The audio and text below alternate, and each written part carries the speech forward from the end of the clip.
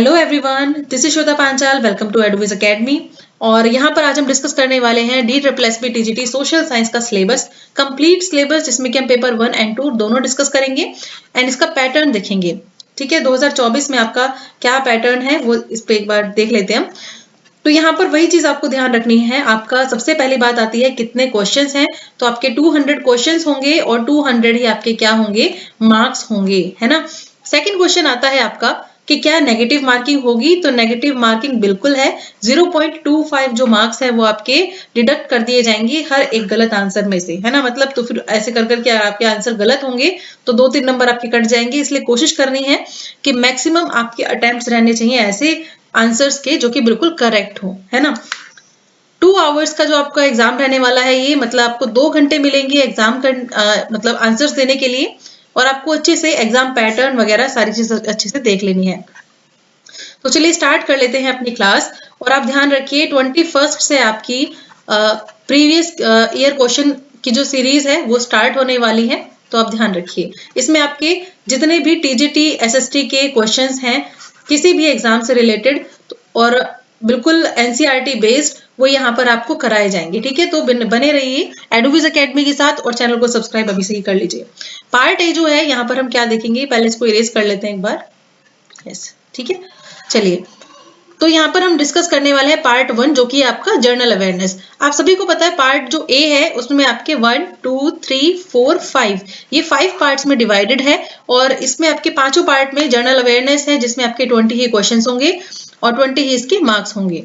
General intelligence है और reasoning ability, ये भी आपके 20 मार्क्स की रहने वाली है। नेक्स्ट आपका मैथ्स जो आने वाला है, न्यूमेरिकल आपकी एबिलिटी है, वो आपकी 20 क्वेश्चन 20 मार्क्स के रहने वाले हैं। नेक्स्ट आपका इंग्लिश लैंग्वेज है, फिर हिंदी लैंग्वेज है, और दोनों में आपके 20 क्वेश्चंस आएंगे 20 मार्क्स के। ठीक है, तो ये आपके जो टोटल हो गया 20 + 20 20 20 20, इस तरीके से आपका ये टोटल बनता है 100 क्वेश्चंस का। ठीक है, यहाँ पे आपके पार्ट 1 के यानी पार्ट ए जो है उसके आपके 100 क्वेश्चंस आपको करने हैं। फिर है आपका पार्ट बी सोशल साइंस का जो है, इसके भी आपके 100 क्वेश्चंस आएंगे और 100 ही आपके मार्क्स होंगे। यानी एक जो नंबर है एक क्वेश्चन के लिए दिया गया है और नेगेटिव मार्किंग भी है। 0.25 आपका डिडक्ट कर दिया जाएगा हर एक करेक्ट इनकरेक्ट आंसर में से। तो भी आपको ध्यान रखना है। तो जो आपका ये वाला पोर्शन है सोशल साइंस पोर्शन, ये भी आपको अच्छे से करना है और ये वाला पोर्शन भी आपको अच्छे से करना है ना। चलिए विदाउट एनी फर्दर डिले हम सिलेबस डिस्कस कर लेते हैं। सबसे पहले पार्ट 1 के लिए, पेपर 1 के लिए। तो पेपर 1 यानी पार्ट 1 सिलेक्शन आपका जो सेक्शन नंबर ए है, जनरल अवेयरनेस में क्या क्या चीजें आपको पढ़नी है वो देख लेते हैं। जनरल अवेयरनेस में देखिए सबसे पहले बात जो है, इसमें बोला जाता है लुसेंट की बुक आपको कंप्लीट करनी है या फिर आपको करंट अफेयर्स पढ़ना है बहुत सारा। लेकिन उससे भी पहले आपको एक पॉइंट अपने दिमाग में रखना है कि इस वक्त पिछले कुछ महीनों में जो भी कोई इंपॉर्टेंट चीज आपको लगती है, जैसे कि चाहे वो पार्लियामेंट से रिलेटेड हो या फिर कॉन्स्टिट्यूशन से रिलेटेड हो, कोई नेशनल पार्क न्यू ओपन हुआ है, कोई वर्ल्ड हेरिटेज साइट है, तो ये वाली चीजें, साथ ही में कोई अवार्ड है, इस वक्त दिया गया अवार्ड है, तो वो आपको ऐसी कोशिश होनी चाहिए कि आप जर्नली ही उसको ध्यान रखें, ना कि एग्जाम के पॉइंट ऑफ व्यू से। आप जब इस चीज की आदत डालेंगे तो आपको एक्स्ट्रा तो पढ़ने की जरूरत नहीं पड़ेगी। ठीक है, तो वही सारी चीज जर्नल अवेयरनेस के अंदर आती है। DSSB एग्जाम में देखा गया है कि बहुत ज्यादा अलग चीजें नहीं पूछी जाती हैं, वही चीजें पूछी जाती हैं जो कि हाल फिलहाल में कुछ टाइम आपसे पूछे हो। करंट अफेयर से क्वेश्चन की बात करूं मैं यहाँ पर। तो यहाँ पर है सोसाइटी से रिलेटेड चीजें हैं। The questions will be design to test knowledge of current events and such matters of everyday observation such as be expected to an educated person. ठीक है, कितनी अच्छी लाइन लिखी हुई है कि एक एजुकेटेड पर्सन से आप जो चीजें एक्सपेक्ट कर सकते हैं कि एटलीस्ट उसको ये बात पता होगी, वो वाली चीज इंक्लूड जरूर होगी इसमें, ये ध्यान रखना है। तो ये आपके पर्सपेक्टिव के बारे में है कि जब आप पढ़ने बैठो तो आपका पर्सपेक्टिव क्या होना चाहिए। ऐसा नहीं है कि रटना पर्सपेक्टिव, नहीं, आपका पर्सपेक्टिव होना चाहिए कि मुझे इस बारे में पता कैसे नहीं है, मुझे पता होना चाहिए, है ना। The test will also include questions relating to आपको हिस्ट्री, पॉलिटी, कॉन्स्टिट्यूशन, ये सारी चीजें आती हैं। स्पोर्ट्स, आर्ट्स एंड कल्चर, इसके अलावा geography, economics and everyday science, scientific researches, national and international आपके ऑर्गेनाइजेशंस, इंस्टीट्यूशंस। इस टाइम से पूछ लिया जाता है कि कोई पर्टिकुलर ऑर्गेनाइजेशन है उसका हेडक्वार्टर कहाँ पे है, तो ये सारी आपकी जनरल अवेयरनेस की चीजों के अंदर आता है। पार्ट 2 है इसका, मतलब सेकंड वाला जो है ये आपका जनरल इंटेलिजेंस है एंड रीजनिंग एबिलिटी है। इसमें आपका क्या चीज आपसे क्वेश्चन करी जाएगी, वर्बल एंड नॉन वर्बल जो टाइप के क्वेश्चंस है उसको आपको टेस्ट दिया जाएगा। ठीक है, इसमें आप सॉल्विंग, एनालिसिस, इसके अलावा judgment, decision making, visual memory, discrimination, observation, relationship concept, arithmetical reasoning है, verbal and figure classification, arithmetical number series वगैरह, ये सभी चीज है। थर्ड है आपका अगर हम मैथ्स की बात करें, न्यूमेरिकल एबिलिटी की बात करें, तो इसमें क्या चीजें होंगी आपकी, ये है आपका सिंप्लीफिकेशन, डेसिमल्स है, डेटा इंटरप्रिटेशन है, फ्रैक्शंस है, इसके अलावा एलसीएम, एचसीएफ, रेशियो, प्रोपोर्शन, इसके अलावा percentage, average, profit and loss, discount, simple and compound interest, then mensuration, time and work, time and distance, table and graphs etcetera. ये आपके topics हैं जिनको आपको अच्छे से कवर करना है और अच्छे से प्रैक्टिस करनी है।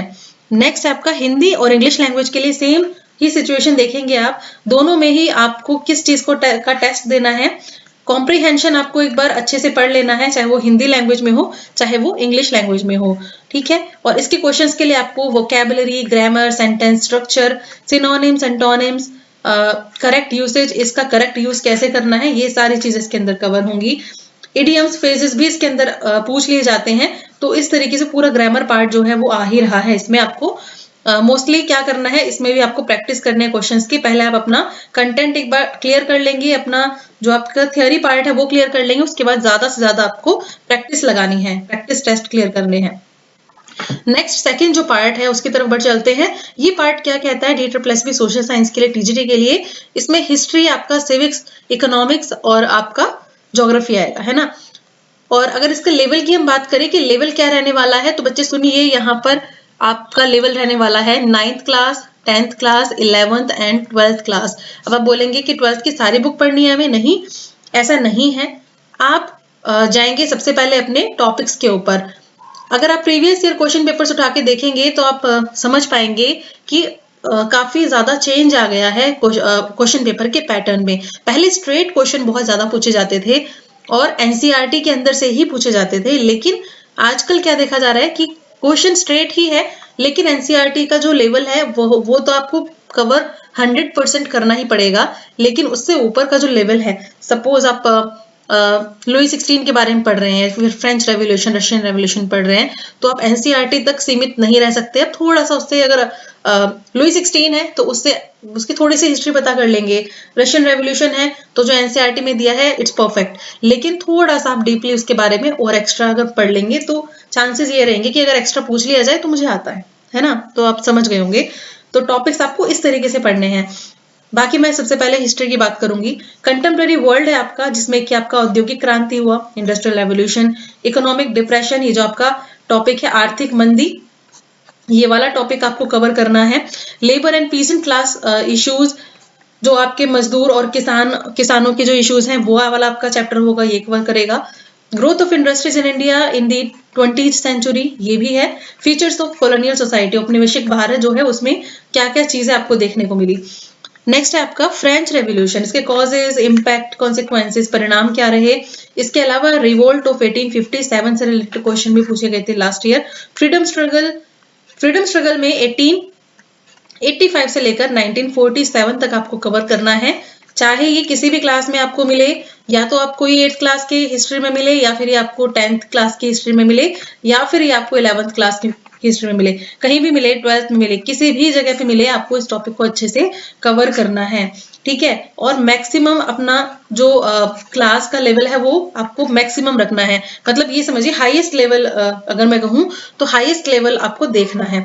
आपको छोटी से छोटी चीज तो पता होगी ही, एनसीईआरटी पढ़ोगे, लेकिन थोड़ा सा एक्स्ट्रा भी आपको पढ़ने की जरूरत पड़ेगी। इंडियन फ्रीडम स्ट्रगल 1885 से, क्योंकि जो कांग्रेस थी उसकी स्थापना 28 दिसंबर 1885 को हुई थी, तो वो ही टाइम से हम कंसीडर करते हैं स्ट्रगल का टाइम, है ना। रशियन रेवोल्यूशन है 1917 में जो हुआ था, इसके अलावा इसके कॉजेज, इवेंट्स, इम्पैक्ट्स एंड दुनिया पे इसका क्या प्रभाव पड़ा था, बाकी सारी चीजें देखने को मिलेंगी, आपको पढ़ना है। राइज ऑफ सोशलिज्म, ये बेसिकली आपका 9th और 10th की जो हिस्ट्री है वो कवर कर रहा है। This unit of the TGT social science syllabus for DSSP includes philosophy of Karl Marx. Karl Marx के बारे में आपको पता करना है, स्पेशली कार्ल मार्क्स की अगर एग्जाम में आपसे बुक पूछ ली जाती है तो आप ये मत बोलना कि उससे बाहर आया है, क्योंकि कार्ल मार्क्स के बारे में जो एनसीईआरटी में दिया गया है वो तो है ही, वो थोड़ा सा और एक्स्ट्रा पढ़ना पड़ेगा इसकी, स्पेशली बुक्स वगैरह के बारे में जरूर। सोशलिज्म इन यूरोप, इसके अलावा impact of socialism, rise of fascist forces in Germany and Italy, Germany और इटली के बारे में आपको फांसीवाद और नाजीवाद दोनों ही अच्छे से पढ़ने हैं। द टू वर्ल्ड वॉर्स, यानी दोनों ही विश्व युद्ध पढ़ने हैं। और स्टेब्लिशमेंट ऑफ यूएन, यूएन कब स्टेब्लिश हुआ था, क्या क्या उसने किया था, कौन कौन से उसके अंग हैं, कैसे काम करते हैं, हेडक्वार्टर कहाँ पर है, ये सब आपको अच्छे से देखना है। नेक्स्ट हम डिस्कस करेंगे सेकंड पार्ट इसका सोशल साइंस का, जो कि आपका ज्योग्राफी। ये इसमें आपको क्या क्या चीजें देखनी है। Introduction to the solar system, the origin of earth, motion of the earth, rotation, इसके अलावा रेवोल्यूशन, इसके अलावा occurrence of day and night, changes of seasons, latitudes, longitudes, finding time, यानी आपको अर्थ के बारे में क्या कह सकते हैं, पृथ्वी की आंतरिक संरचना और बाहरी संरचना, घूर्णन क्या होता है, परिक्रमण क्या होता है, दिन रात कैसे होते हैं, इसके अलावा सीजन्स, ऋतु और अक्षांश, देशांतर रेखाएं, फाइंडिंग टाइम, ये सब इसके अंदर आता है। इंटीरियर आ गया, आंतरिक क्या क्या चीजें हैं। इसके अलावा वैगनर्स की जो कॉन्टिनेंटल ड्रिफ्ट थ्योरी है ये अच्छे से पढ़नी है। Plate tectonics, earthquake, volcanoes, folding and faulting, ये सब आपको अच्छे से पढ़ना है कि भूकंप क्या होता है और प्लेट टेक्टोनिक्स जो है उसकी थियरी क्या है, किसने दी है, कब प्रेजेंट की है, और इसका जो सेंट्रल आइडिया है वो क्या है। रॉक्स एंड मिनरल्स, यानी चट्टानों के बारे में और खनिज के बारे में देखना है। सॉइल फॉर्मेशन, मिट्टी कितने प्रकार की होती है और उसकी क्या क्या विशेषताएं होती हैं। एजेंट्स ऑफ ग्रेडेशन के बारे में पढ़ना है, अपक्षय पढ़ना है और अपर्दन वगैरह सारी चीजें इसमें आएंगी। वेव्स एंड कास्ट ट्रोपोग्राफी, ये भी आपको पढ़ना है। स्थलाकृति, कास्ट की जो स्थलाकृति है ये भी इंक्लूड है इसके अंदर। क्लाइमेट, एटमॉस्फेयर, कंपोजिशन, किस तरीके से वातावरण बनता है, वायुमंडल बनता है। Elements of weather and climate, इन दोनों के क्या क्या कंपोनेंट्स है, एलिमेंट्स है, ये आपको देखना है। इसके अलावा इंसुलेशन, हीट बजट, हीट से रिलेटेड जितने भी चीजें हैं, heat, cooling of atmosphere, conduction, इसके अलावा convention, solar system, terrestrial radiation, advection, ये सारे की सारी चीजें आपको अच्छे से पढ़नी है। ये जो टर्म्स हैं इनसे डायरेक्ट क्वेश्चन अगर नहीं आया तो ठीक है, नहीं तो आपको ऐसे पूछ लिया जाएगा कि इनमें से कौन सा जो स्टेटमेंट है वो सही है या गलत है, और पूरा पेयर बना के 1 and 2, 2 and 3, तो सब डीप नॉलेज आपको उसकी होनी जरूरी है। फैक्टर्स कंट्रोलिंग टेम्परेचर, यानी टेम्परेचर को कंट्रोल करने वाले क्या क्या प्रभाव चीजें होती हैं, फैक्टर्स होते हैं। Distribution of temperature horizontal and vertical, इसका जो टाइप है वो भी देखना है। प्रेशर दबाव से रिलेटेड आपका, यानी जो आपकी जो बेल्ट है, प्रेशर बेल्ट, उसके बारे में पढ़ना है। विंड्स है, साइक्लोन्स है, anti cyclone, evaporation, condensation and precipitation, their forms, humidity, rainfall and its types, ये सारी चीजें पढ़नी है। आर्द्रता क्या होती है और वर्षण क्या होता है, ये सब चीजें आपको देखनी है यहाँ पर। वर्ल्ड क्लाइमेट में देखेंगे क्लासिफिकेशन, इसको अलग अलग कैसे क्लासिफिकेशन यानी इसके प्रकार देखेंगे। ग्रीन हाउस इफेक्ट क्या है, इसके अलावा ग्लोबल वार्मिंग क्या है, ग्लोबल क्लाइमेट चेंज किससे रिलेटेड आपसे क्वेश्चन पूछे जाएंगे। 11th 12th की जो आपकी ज्योग्राफी की बुक है उसको बहुत अच्छे से आपको पढ़ लेना है। वाटर में जितनी भी वाटर बॉडीज है आपकी, यानी कि आप कह सकते हैं एक तरीके से हाइड्रोस्फीयर जो है वो आपको अच्छे से पढ़ना है। वाटर बॉडीज, अर्थ का सरफेस, हाइड्रोलॉजिकल साइकिल, इसके अलावा महासागर पढ़ना है, ओशन, सबमरीन रिलीफ, इसके अलावा distribution of temperature and salinity, ये सब आपको पढ़ना है। Movement of ocean, water waves यानी जो पानी की जो लहर है उससे रिलेटेड, टाइड्स है यानी ज्वार भाटा वगैरह भी आपको पढ़ना है अच्छे से। पैसिफिक एंड इंडियन ओशन से related questions. Maps and scale, map और स्केल से रिलेटेड क्वेश्चन आएंगे। इसके definition, classification, finding directions, then conventional signs, techniques of representing relief, presentation of climatic data, line and bar graph यानी स्लीमोलॉजी जिसको बोलते हैं, क्लाइमोलॉजी जिसको बोलते हैं। इसके बाद है आइसोथर्म्स, आइसोबार्स एंड आइसोहाइट्स, ये सब आपको अच्छे। आपका बायोस्फीयर यानी जैव मंडल, इसमें इकोलॉजी, इकोसिस्टम, इसके अलावा फूड चेन क्या है, इकोसिस्टम, फूड चेन, स्ट्रक्चर, इसका फंक्शन, सब चीज आपको पढ़नी है। Food web, world biomes, world level पे बायोम्स अब कैसे डिफाइन करते हैं, क्या क्या चीज इसमें शामिल है। इकोलॉजिकल बैलेंस, बायोडाइवर्सिटी, उसका कंजर्वेशन, संरक्षण कैसे करेंगे। इंडिया के बारे में सब कुछ, उसका जियोलॉजिकल स्ट्रक्चर क्या है और किस तरीके से उसके फिजिकल फीचर्स हैं सारे, ये भी आपको देखना है। फिजियोग्राफिक डिवीजन भी देखना है, ड्रेनेज सिस्टम यानी अपवाह जिसको तंत्र बोलते हैं, अपवाह तंत्र ये भी देखना है, नदियां वगैरह सब इसमें आ जाएंगी। उसके बाद आएगा आपका क्लाइमेट, क्लाइमेट से रिलेटेड आपको ओरिजिन, उसका मैकेनिज्म क्या है, इंडिया में मॉनसून सीजन्स, इसके अलावा इंडिया का क्लाइमेट कैसा है इस बारे में क्वेश्चन, सोइल और उसके टाइप कितने होते हैं। नेक्स्ट है आपका नेचुरल वेजिटेशन, इसके टाइप एंड डिस्ट्रीब्यूशन, पॉपुलेशन यानी जनसंख्या के बारे में क्वेश्चन आपसे पूछे जाएंगे कि डिस्ट्रीब्यूशन ऑफ पॉपुलेशन, इसके अलावा माइग्रेशन, कोजेस कॉन्सिक्वेंसेस, माइग्रेशन क्या होता है, इसके कोज क्या है और इसके प्रभाव क्या है, पॉपुलेशन एक रिसोर्स के रूप में या फिर पॉपुलेशन प्रॉब्लम पॉलिसीज से related with reference to India, India के रेफरेंस से पूछा जाएगा। इसके अलावा रिसोर्स एंड डेवलपमेंट यानी संसाधन और विकास, इसमें मीनिंग पूछा जाएगा, नेचर इसके कंपोनेंट्स क्या क्या होते हैं, एनवायरमेंट, रिसोर्स इसका एनवायरमेंट एंड टेक्नोलॉजी, इंटरफेस, इसके अलावा क्लासिफिकेशन ऑफ रिसोर्स है। नेक्स्ट है distribution, utilization, economic and environmental significance and conservation of water, minerals, forests, fisheries, production and distribution of major crops, wildlife resources and energy resources। ये सारे आपको अच्छे से करने 11th-12th की बुक में जरूर पढ़ लेंगे ढंग से। एग्रीकल्चर क्या होता है 10th की में भी है, काफी सारे टॉपिक 9th-10th की बुक में भी है, तो ज्योग्राफी की 9th, 10th, 11th, 12th में आप टॉपिक्स देखेंगे, जहां कहीं भी मिल जाए वहां से अच्छे से पढ़ना है उसको समझकर। वेट एंड ड्राई एग्रीकल्चर क्या है, intensive, extensive, shifting, commercial and plantation agriculture क्या है, इसके अलावा crop intensity and major crops कौन कौन सी होती हैं, मैन्युफैक्चरिंग इंडस्ट्रीज यानी जो भी निर्माण उद्योग है उसमें उसका क्लासिफिकेशन, उसका लोकेशनल फैक्टर, कौन सी चीज कहाँ पर ज्यादा बनती है, कहाँ पर क्या चीज है, types and distribution, industrial clusters of India, production distribution of sugar, cotton, textile, iron and steel, chemical and electronic industries, then life lines of Indian economy या नेशनल इकोनॉमी। इसमें आप पढ़ेंगे मीन्स ऑफ ट्रांसपोर्टेशन यानी जो परिवहन है उनके बारे में, कम्युनिकेशन के बारे में, रोड, रेलवेज, वाटरवेज यानी समुद्र मार्ग या फिर वायु मार्ग, ऑयल एंड गैस पाइप्स, ये सब आपको सारी चीजें देखनी है। नेशनल इलेक्ट्रिक ग्रिड क्या है, इसके अलावा radio, television, satellites and computers, international trade, the changing pattern of India's foreign trade, sea ports और airports, tourism as a trade, ये सब भी आपको देखना है। नेक्स्ट आपका आ जाएगा डिजास्टर एंड हजार्ड्स यानी आपदा प्रबंधन से रिलेटेड, इसमें आपका क्या क्या चीजें शामिल है, natural and man made disaster यानी जो आपदा प्राकृतिक रूप से आती है और जो मानव जनित होती है, दोनों ही टाइप से आपको देखना है। डिजास्टर रिस्क रिडक्शन, इसमें आपका becoming a disaster manager, components of disaster management, then disaster risk management और migration, specific hazards and mitigation. Next है कॉमन मैन मेड डिजास्टर कौन कौन से होते हैं, मानव जनित, उनकी प्रिवेंशन कैसे किया जा सकता है। नेक्स्ट है यहाँ पर community based disaster management and social planning for disaster, समाज में आप कैसे उसको अवेयर कर सकते हैं, सामाजिक तौर पर किस तरीके से उसकी प्लानिंग की जा सकती है समाज में। नेक्स्ट है सुनामी, किलर सी वेव्स, और इसमें आपको एक चीज और ध्यान रखनी है, करंट अगर कहीं भी कुछ सुनामी वगैरह या फिर कोई भी नेचुरल डिजास्टर है उसको भी आप इंक्लूड करेंगे इसके अंदर। Survival skills during and after disaster यानी डिजास्टर के वक्त और उसके बाद क्या क्या चीज सर्वाइवल के लिए की जाती है।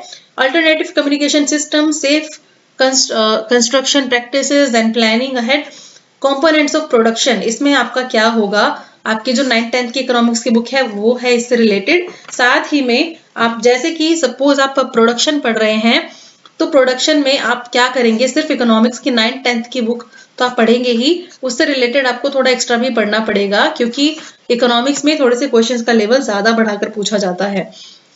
इकोनॉमिक एक्टिविटीज क्या होती है, नॉन इकोनॉमिक एक्टिविटीज यानी आर्थिक क्रियाएं और जो अलग क्रियाएं हैं उनके बारे में, पॉपुलेशन जनसंख्या, एजुकेशन, हेल्थ, अनएम्प्लॉयमेंट और एम्प्लॉयमेंट, रोजगारी और बेरोजगार के बारे में। इसके अलावा गरीबी एज अ चैलेंज और यानी poverty as a challenge, poverty line क्या होती है, इनइक्वालिटीज क्या है, रिडक्शन पॉलिसीज और पॉवर्टी रिडक्शन कैसे किया जा सकता है।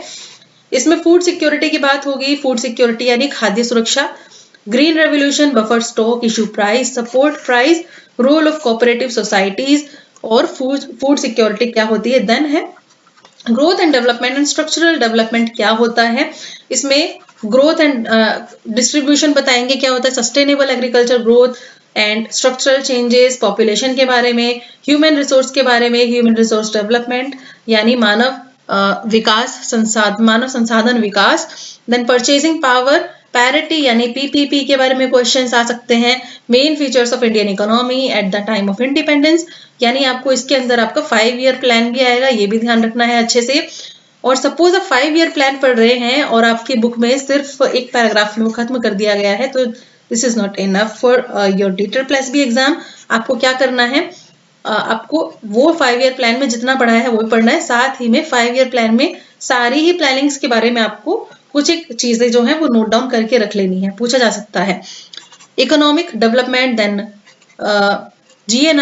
GER यानी growth enrolment ratio, foreign trade, economic development, development and under development, distribution of income and factors of development, ये सारी चीजें आपको देखनी है।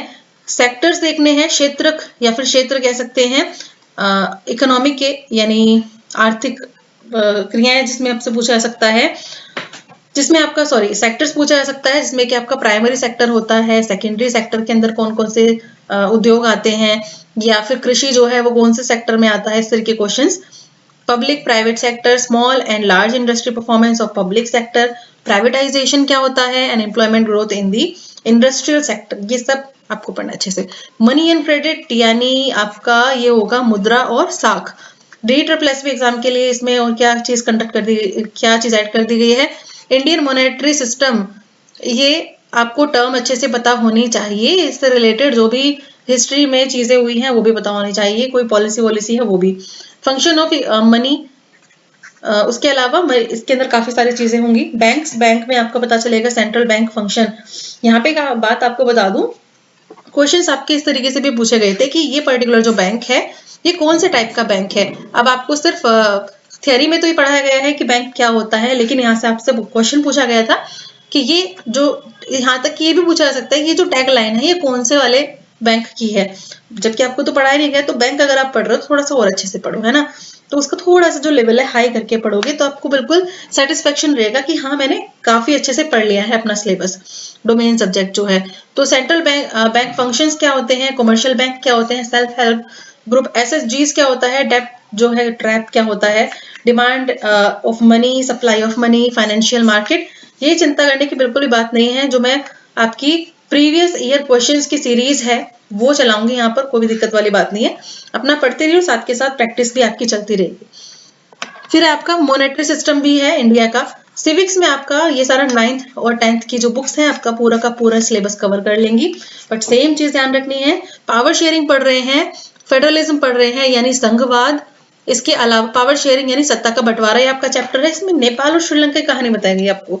तो अगर आप नेपाल पढ़ रहे हैं तो उसमें जितना पढ़ा दिया है उतना काफी नहीं है, आपको नेपाल से रिलेटेड आज के टाइम में करंट सिचुएशन क्या है, कुछ एक का क्या वहाँ PM है, क्या कौन से तरीके की सरकार है, ठीक है, कुछ एक ऐसी चीज भी आपको थोड़ी सी सर्च यानी यहाँ पर रिसर्च वर्क की भी आपको थोड़ी जरूरत है। फेडरलिज्म ये सिर्फ आपको टॉपिक दिए गए हैं, ये समझिए कि ये आपको सिर्फ टॉपिक बताए गए हैं, उसका हायर लेवल आपको अचीव करना है, तो भी आप कह सकते हैं कि मैं बिल्कुल सेटिस्फैक्टरी, मेरा जो प्रिपरेशन चल रही है वो बिल्कुल बढ़िया तरीके से चल रही है, ठीक है। ये चीज आपको ध्यान रखनी है जब आप तैयारी करेंगे इस एग्जाम की। डेमोक्रेसी एंड डाइवर्सिटी यानी आपका लोकतंत्र और विविधता, political parties, elections, challenges to democracy, popular struggles and movement like Nepal and Bolivia, ठीक है। ये मैंने शायद नेपाल वाला जो बताया वो ये नेपाल एंड बोलिविया वाले में से बताया है। पावर शेयरिंग में आपका जो है बेसिकली वो आपका श्रीलंका एंड बेल्जियम के बारे में शायद, हाँ। डेमोक्रेसी जो है वो कॉन्सेप्ट, उसके फीचर्स क्या क्या रहेंगे, लोकल सेल्फ गवर्नमेंट क्या होती है, इलेक्शंस, इसके अलावा इंडिया और ग्लोबल लेवल पर अगर आप देखेंगे डेमोक्रेसी तो उससे रिलेटेड चीज है, कोई नई सरकार बनी है, कोई कहीं पर नया रूल आया है, या फिर किसी डेमोक्रेटिक कंट्री में कोई बड़ा चेंज देखने को मिला है, उन सब चीजों को आपको ध्यान रखना है। इंडियन कॉन्स्टिट्यूशन से related, framing of constitution, adoption, कहाँ से कौन सा जो पार्ट है वो लिया गया है, इसके अलावा वर्किंग ऑफ इंस्टीट्यूशन जिसमें कि पार्लियामेंट, जुडिशरी, फंडामेंटल राइट्स, मौलिक अधिकार, ये सारी चीज आपको ढंग से पढ़नी है। तो ये था हमारा सिलेबस, आपको करना क्या है, अच्छे से इसको तैयारी करनी है, और 21 से आपकी इसी चैनल पर एडोविज पर प्रीवियस ईयर क्वेश्चंस की सीरीज आएगी, जिसमें आपके मैक्सिमम क्वेश्चंस कवर किए जाएंगे पर्टिकुलर टॉपिक से, ठीक है, जो कहीं ना कहीं किसी ना किसी एग्जाम में आपके पूछे गए हैं टीचिंग एग्जाम में। और DRPLSB से भी पूछे गए हैं बेसिकली। तो बने रहिए एडवाइज एकेडमी के साथ। अपनी सीरीज हम शुरू करेंगे 21 तारीख से, तो चैनल को सब्सक्राइब पक्का कर लीजिए। Thank you so much watching this video. और अगर आपको कुछ पूछना है कमेंट सेक्शन में, कमेंट सेक्शन ओपन है, वहां पे आप अपनी क्वेरीज रख सकते हैं, पूछ सकते हैं। So thank you so much watching this video.